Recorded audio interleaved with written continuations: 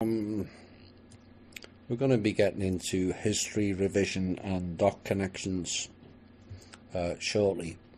But one of the questions I was asked probably about a month ago now is, please discuss the subject of intent and does praying help?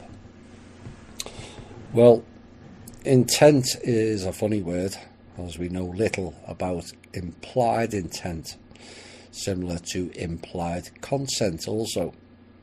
When we are consenting either through word magic, ignorance, or just plain stupidity by not thinking things through enough. So, you set your intent for a God or Jesus to save you, but what if that God or Jesus is being played in a role by somebody else?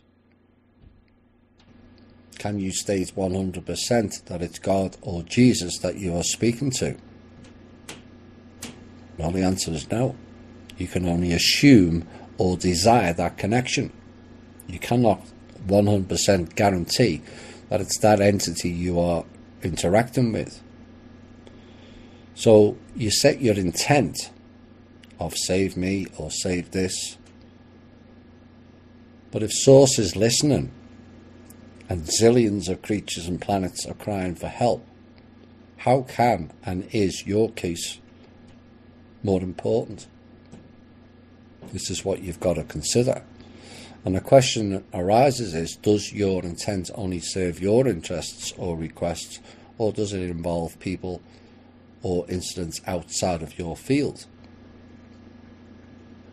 We are so wrapped up, almost tongue-tied with words and interpretations, that setting your intent can become a minefield. Like last week, it was suggested that the foundation would not include Christians, and I answered that question based on how that narrative was delivered. Now, a reply email was that it didn't come out as they intended, and there is the problem. And this is why last week's show was highlighted our lack of thinking on what we say or write, because it has become a big problem. So when setting intent, it becomes a big issue, and is why I said avoid mass meditations, because those taking part in it do not know the real intent by those who are delivering it. They may say meditate on this mandala, but do we really know the intention of that mandala? Most of us don't. We just assume that it's from India or Tibet and it's all things love and light and peaceful. It's a wrong assumption. And we've just accepted that a narrative that is apportioned to it. Well, they'll say the Dalai Lama endorsed it, and he's from Tibet, so it must be okay. Except the Dalai Lama is Cabal. Oops. And this is where we have to be careful with intent. Many people will set their intent for the RV to happen, when they don't realise it will unleash the genocide program on us all. Many people set their intent for ETs to come down and save us, and that would unleash the harvesting program promoted by Ra and the Lord of One. And so I hope you can now see where the issues can and will arise with intent. We just don't know enough. This is the problem. As for praying, as it's done currently, it's throwing out your life force energy to an external vault, just waiting to collect your energy. It's called blueshing. Why not pray internally? Pray to yourself to heal injuries or remove disease in your own vessel, or drive you to deal with your shadow and inner work. Pray for yourself to be a better person than you are currently. Surely that's a better use of your life force energy and sending it to some unproven being that sits on a cloud, that appears to predict cataclysms and yet does nothing to prevent them. That's your life force energy.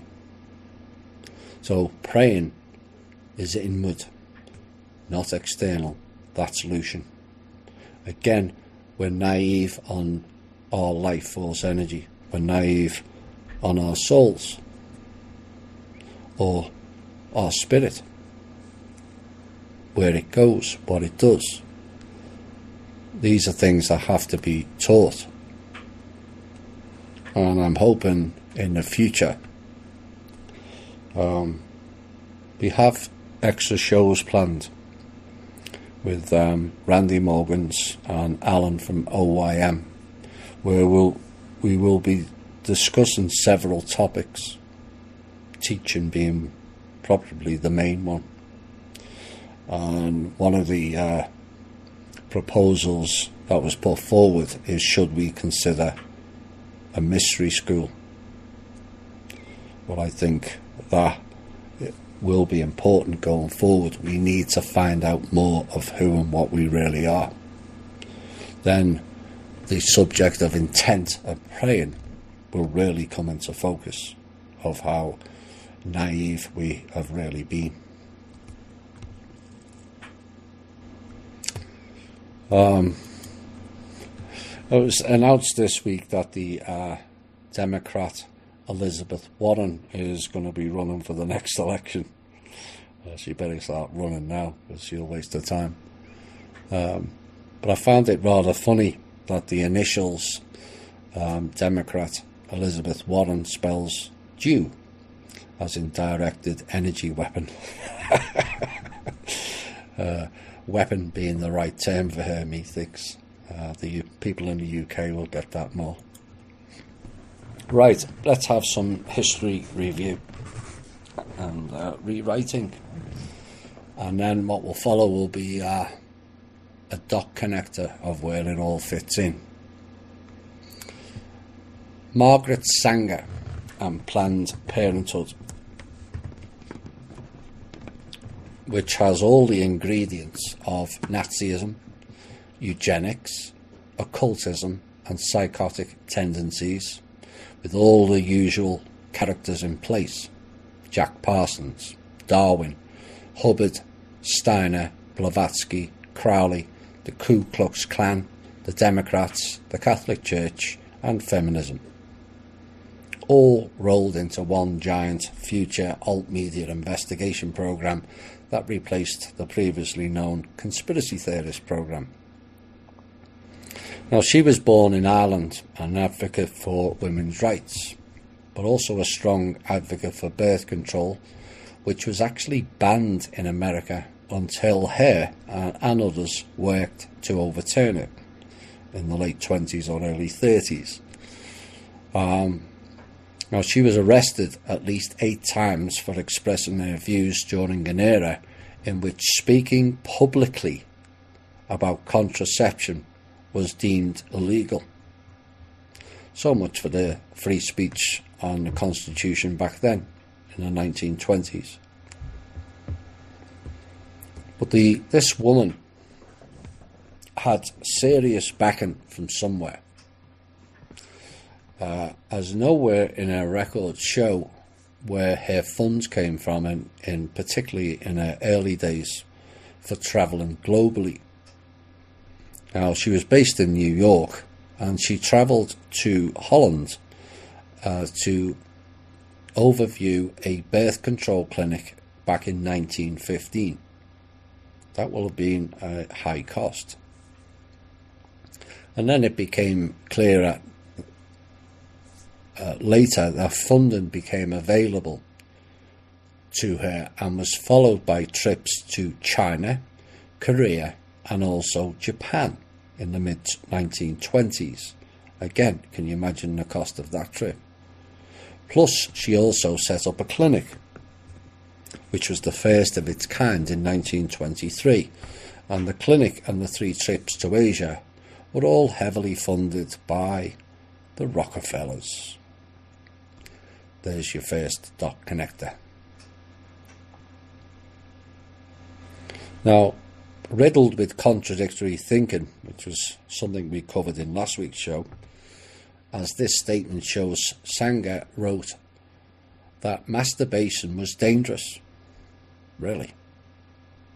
She stated, in my personal experience as a trained nurse while attending persons afflicted with various and often revolting diseases, no matter what their ailments, I have never found anyone so repulsive as the chronic masturbator.